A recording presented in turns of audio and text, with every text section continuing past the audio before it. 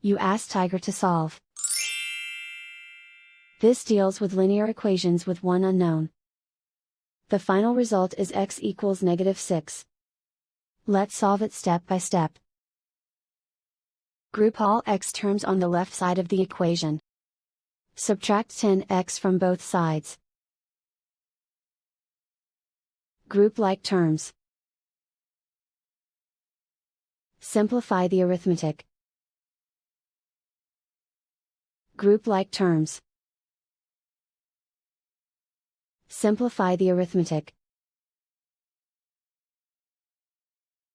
Group all constants on the right side of the equation.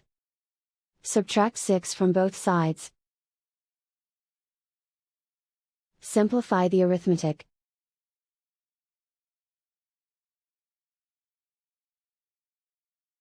Isolate the x. Divide both sides by 5. Simplify the fraction. Find the greatest common factor of the numerator and denominator. Factor out and cancel the greatest common factor. And so the final result is x equals -6.